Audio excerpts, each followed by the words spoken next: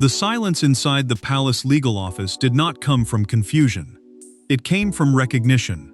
A file bearing Elizabeth's private markings had been opened, and the name inside was not Camilla's.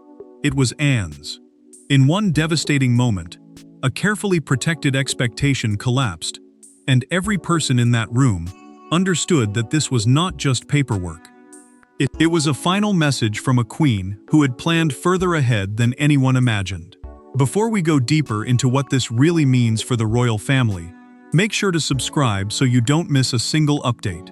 Camilla heard the words in a private sitting room, and for a moment, she did not blink. Charles sat beside her, close enough to reach for her hand, yet too stunned to move. The lawyer opposite them repeated the discovery with a careful voice. Elizabeth's private files named Anne as the trusted royal figure, linked to an authority everyone had believed would involve the queen consort. Private governance files, in plain terms, are confidential royal papers that guide who may access sensitive family records, protected rooms, and household decisions after a monarch's death. That made the discovery dangerous, because it touched power without ever sounding like power. Charles leaned forward, his face tight, and asked to see the page again. The lawyer placed it on the table with both hands, as if the paper carried weight. Camilla looked down at Elizabeth's handwriting, then looked away. The palace seal, a formal mark used to confirm that a royal document is genuine and protected, sat beside the late queen's notes like a locked door. Charles understood why that mattered. He could comfort his wife, but he could not argue with his mother's own hand. He could question timing, process, and interpretation, but not the reality between them. The second blow came when the lawyers explained that the file was not a casual note. It belonged to a structured private archive, meaning a carefully arranged collection of royal records kept for guidance.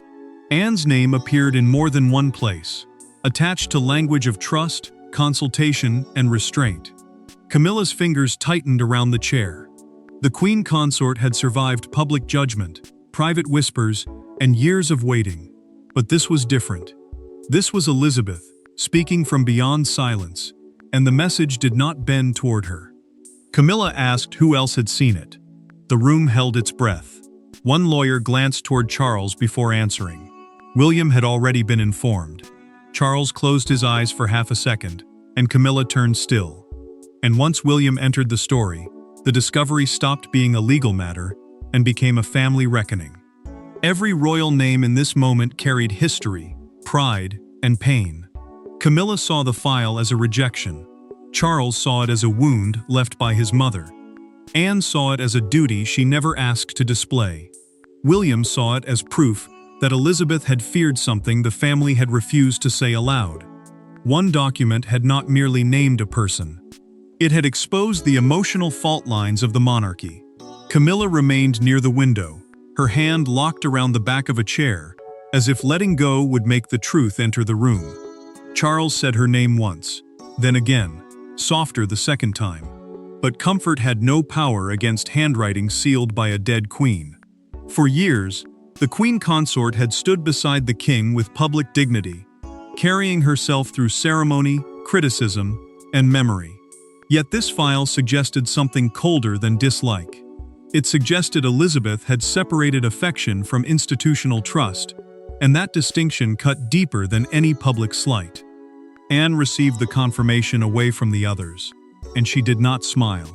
She lowered her eyes, absorbing the burden, as if her mother had placed a weight in her hands, rather than an honor on her name. Anne's role had always been disciplined, private, and unsentimental. She did not chase attention, and she did not decorate duty with emotion. That was why the choice mattered. Elizabeth had not chosen the loudest defender or the most visible figure. She had chosen the person most likely to protect the monarchy without asking what protection would cost. William read the summary slowly, pausing over the lines that carried his grandmother's precision. The prince noticed how carefully the instructions were written, how every phrase seemed prepared for resistance before resistance had arrived. It was not just a file, it was a warning built into language. A senior courtier finally admitted that only a small circle had known the archive existed, and even fewer understood what it contained. The confession changed the air. If the archive had been hidden for years, then Elizabeth had not reacted in panic. She had planned in silence. Charles looked at the faces around him, and the question came before anyone could stop it. Was this personal? No one answered quickly enough. That pause wounded Camilla more than any accusation, because silence inside a palace can speak with brutal force. Anne remained composed. William stayed careful, and Charles understood that the family had reached a place where loyalty and truth could no longer stand comfortably together. But to understand why Elizabeth made such a choice, the story must return to the moment that quietly made Anne indispensable. The file did not appear from nowhere. It was born from one moment that the palace had buried beneath ceremony and silence. Years earlier, during a private memorial rehearsal at Windsor, Elizabeth watched a simple order turn into a struggle over presence, precedence, and control. No announcement was made that day. No statement was issued. But inside the Queen's mind, a line had been crossed, and Anne had noticed it too. Elizabeth had entered that rehearsal expecting calm, not contest. The memorial was meant to protect memory, not reopen old wounds. And that was why every chair, every name, every point of access carried meaning. A private memorial rehearsal, in simple terms, is a closed palace run through before a remembrance event, where seating, timing, and access are arranged before the public ever sees anything. Yet behind that quiet planning, Camilla's team made a change that seemed small on paper, but enormous in feeling. Her name was moved closer to the center of the arrangement, nearer to the heart of Elizabeth's private remembrance plans. The Queen saw it before anyone explained it. She did not raise her voice. She did not call the room to order. She simply looked at the placement, and the warmth left her face.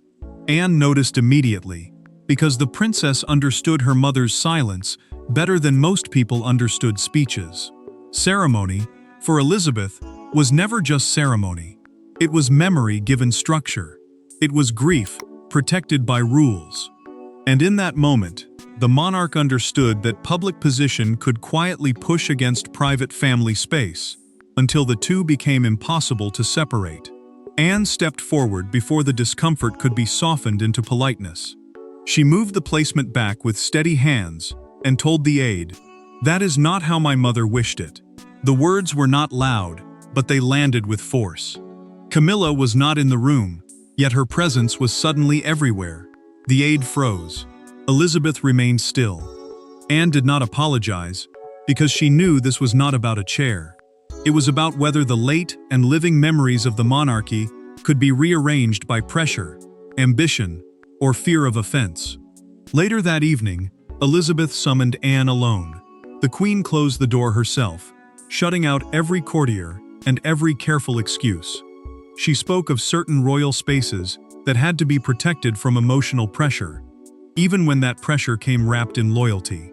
Anne listened, not proud, not eager, but deeply aware that her mother was asking for something painful. After that meeting, the first note was written. The note that would later become part of the private file, and quietly link Anne's name to a future safeguarding role. What no one knew was that Camilla eventually learned of that old rehearsal dispute. She remembered it as a humiliation. Elizabeth remembered it as a warning. Anne carried it as duty. So when the discovery finally surfaced, the confrontation waiting behind it was not sudden at all. The first face-to-face meeting after the file was opened did not explode at once. It began with restraint. Camilla entered with composure. Anne stood already waiting.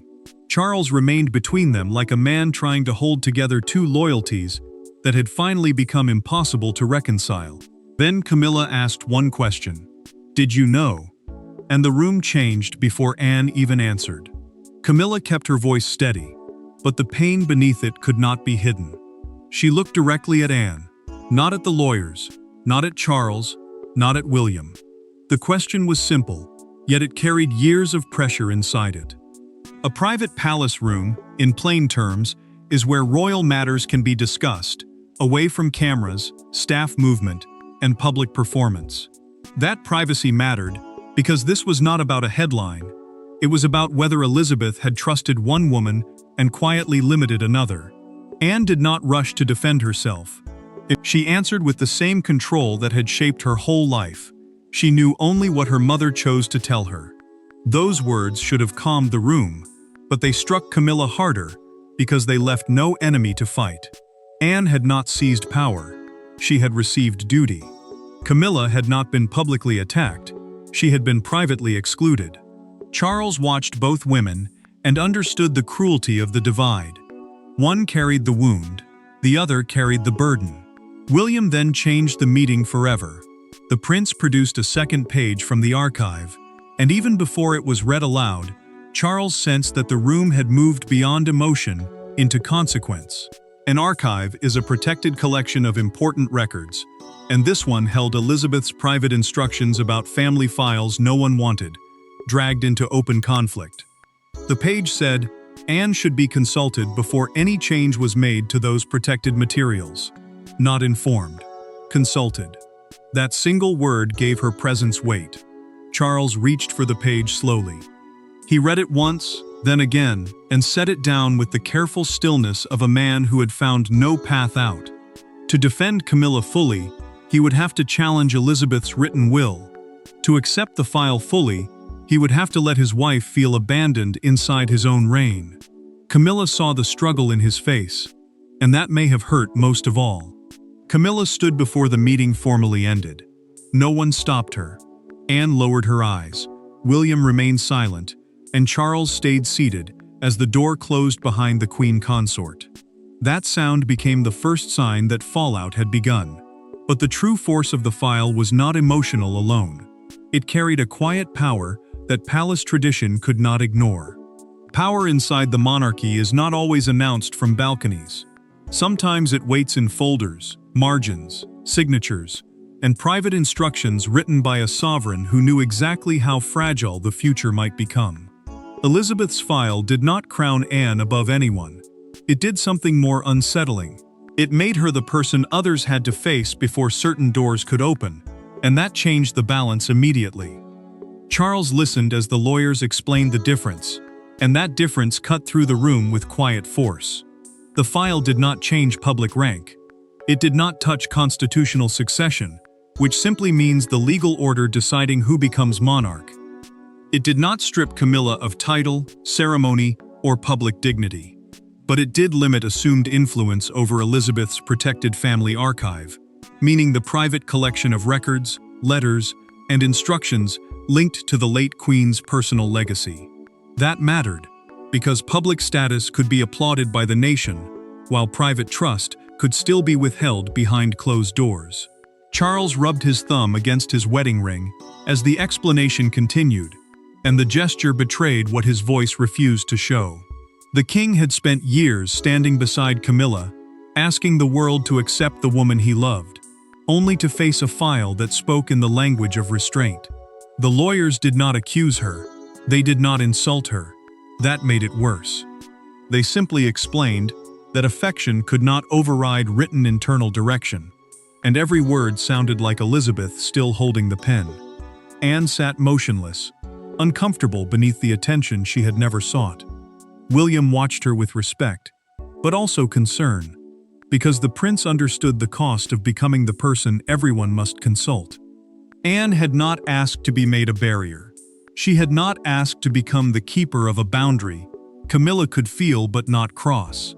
Yet Elizabeth had written her name with intention, and intention inside a royal file is never accidental.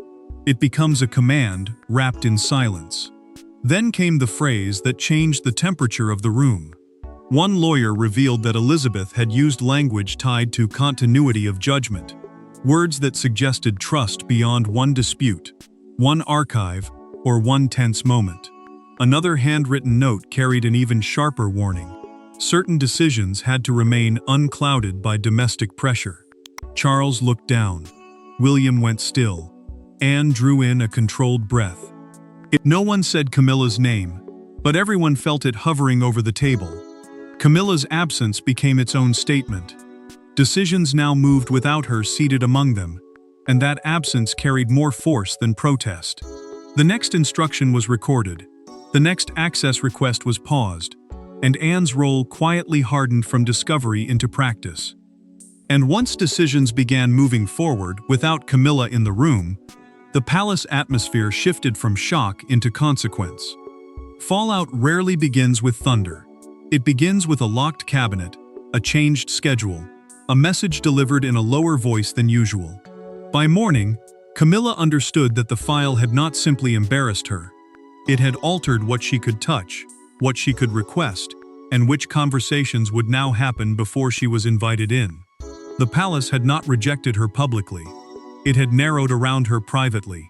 Camilla received the revised access note at breakfast, and the room seemed to shrink around the paper. She read it once, slowly, then placed it beside her cup without touching her food again. The note said, Elizabeth's protected private files would now fall under a stricter review system involving Anne before access could be granted. A review system, in simple terms, means that requests are checked and approved before anyone can see sensitive material. But this was not an ordinary approval process. This was Elizabeth's judgment being turned into palace procedure. Charles watched Camilla's face as the meaning settled. The king could read state papers, meet ministers, and carry the crown before the world, but in that moment, he could not remove the wound from his wife's expression. An aide entered with another briefing folder, and Charles dismissed him quietly before a single word could be spoken. That small act carried pain. As a husband, he wanted to protect Camilla. As monarch, he had to respect the structure his mother left behind. For the first time, those two roles stood against each other. The consequences moved quickly. Several pending requests linked to memorial planning, household history, and private family records were paused until the lawyers completed their interpretation. Household history refers to internal records about royal family arrangements, past decisions, and private traditions, and those records mattered because they shaped how future ceremonies and family access would be handled. Camilla understood the message beneath the polite language. She had not been removed from public life, but she had been removed from the center of certain private decisions. William was informed before noon that the archive included more than one file involving Anne's advisory role. The prince did not speak at once. He knew what that meant. This was not a single mistake, not a forgotten page, not a narrow instruction easily explained away. It suggested a wider design. Somewhere in Elizabeth's final planning, Anne had been positioned as a safeguard again and again. A courtier later noticed a sealed internal delivery arriving at Anne's office before midday, and the palace machinery began to turn with quiet speed. Anne did not celebrate. Camilla did not protest. Charles did not command the room back into comfort. Instead, Camilla made one choice that changed the emotional direction of the crisis. She did not challenge the lawyers. She asked to speak with Charles alone, away from every official ear. That private conversation became the turning point, because for the first time, the crown could not stand between a husband and a wounded wife. Behind the closed door, there were no lawyers, no courtiers, no formal language left to hide behind. Camilla did not ask about procedures. She asked whether Elizabeth had ever truly accepted her. Charles, who had spent a lifetime defending love against judgment, found himself staring at a file that made defense feel impossible. In that room, the monarchy's coldest truth became painfully human. Camilla sat on the edge of the sofa, and the strength she had carried through public storms seemed to fall away in private. She did not speak like a queen consort. She spoke like a woman who had waited years to be seen, only to find that the final answer had been written before she ever entered the room. The queen consort, in simple terms, is the wife of the king who shares royal ceremony but does not hold the sovereign's ruling authority. That difference mattered now, because this pain was not about crowns or titles. It was about trust. Charles stood near her, torn between love and inheritance. He had defended Camilla against memory, against criticism, against the shadows of the past. Yet Elizabeth's file had placed him before a harder opponent, his mother's judgment. Camilla asked whether Anne had been trusted more because she was blood, because she was duty, or because she was simply safer. The question was quiet, but it carried the force of years. Charles did not answer quickly. His silence told her that every possible answer would wound her. The king finally admitted what the file had already made clear. Elizabeth trusted people according to what she believed they would protect, not according to what they wanted. That truth landed heavily between them. Camilla understood then that the file had not been designed to humiliate her. It had been designed to prevent anyone from reshaping Elizabeth's private legacy after her death. A private legacy means the personal wishes, memories, records, and boundaries a monarch leaves behind, beyond public duty. For Elizabeth, that legacy needed a guardian, not a symbol. Charles said the painful truth aloud, because there was no softer way left. Anne had been named because Elizabeth believed she would say no when others could not. Camilla turned away, not in anger, but in recognition. Fighting the file would not weaken Elizabeth's judgment. It would make that judgment look sharper, stronger, almost prophetic. Charles saw the realization settle over her, and for once, he did not try to fill the silence. Camilla accepted the wound without surrendering her dignity. Charles accepted that love could not rewrite every boundary. Anne remained absent from the room, yet her name stood between them like a sealed command. By the time the palace prepared its public response, the private verdict had already settled inside the family. The public did not see the file, but it saw the shadow of it. By sunrise, the story had escaped the palace walls in fragments sharp enough to cut through every careful phrase. One front page showed Camilla leaving a side entrance beneath the headline, "Elizabeth's Final Trust, Anne Named." Outside Buckingham Palace, a small crowd gathered in silence, staring through the gates as if history had shifted overnight. Camilla saw the newspaper image inside her morning briefing folder, and the finality of it struck harder than the headline itself. She closed the folder before anyone could explain the palace position, because no carefully prepared sentence could soften what the country had already understood. A palace response, in simple terms, is the official wording released to control public meaning when private royal matters become national attention. This one confirmed only that Elizabeth's private files were being reviewed under established internal procedures, but the language felt cold, narrow, and painfully restrained. It did not deny Anne's role. It did not defend Camilla's expectations. It simply held the line. Anne moved through the morning with the composure that had always protected her from drama, but composure was not the same as ease. She was photographed entering a side door, and one courtier later admitted in a documented palace account that the princess paused before stepping inside, as if the weight of her mother's choice had caught her at the threshold. That detail mattered, because Anne was not being celebrated like a victor. She was being watched like a guardian.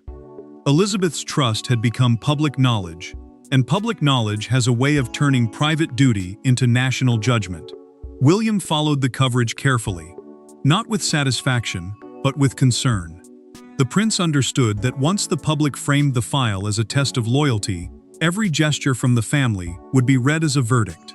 A major broadcaster described the discovery as the Queen's last line of protection, and that phrase changed everything.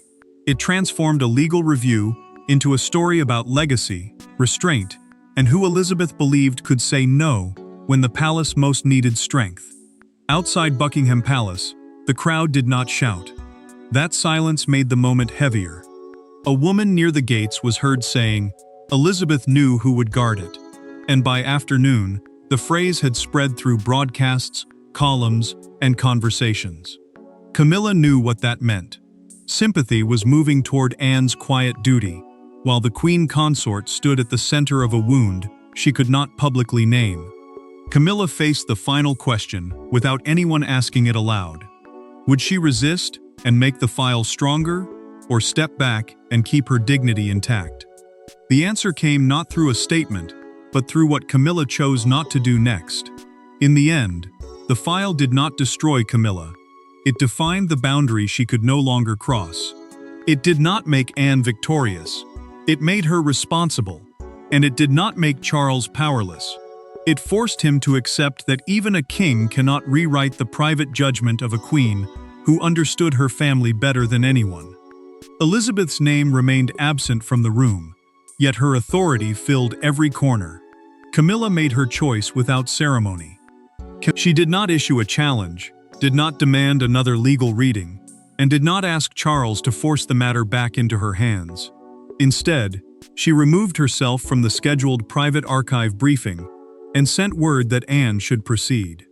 A private archive briefing, in simple terms, is a closed meeting where selected royals are told how sensitive family records will be handled. That mattered because Camilla's absence was not weakness. It was restraint under pressure, and restraint became the only way she could protect her dignity. Charles read the message in silence. He folded it carefully, as if rough movement would make the wound deeper, and the king understood what his wife had done. She had accepted that Elizabeth's file would remain valid inside the palace process, meaning the late queen's written instruction would guide decisions without public spectacle. That mattered because Camilla kept her public position, her title, and her visible place beside the monarch. But the protected private archive connected to Elizabeth's legacy stayed beyond her direct influence. Love had survived, influence had not. Anne entered the archive room later with no triumph in her heart.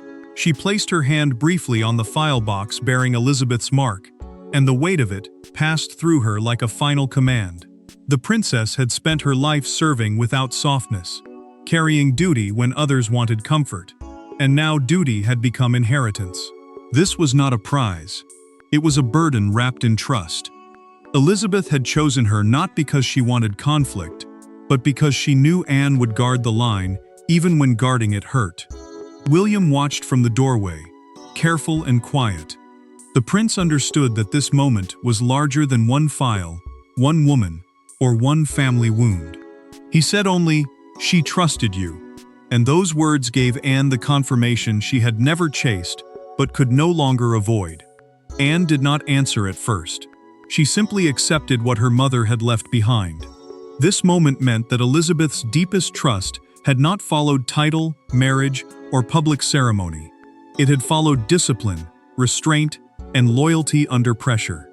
Camilla was blindsided because she expected status to carry influence. Anne was named because Elizabeth knew influence needed a guardian. Charles was left to accept that love could not erase legacy. And the monarchy itself emerged with one unmistakable message. The late queen's judgment still ruled the rooms she left behind.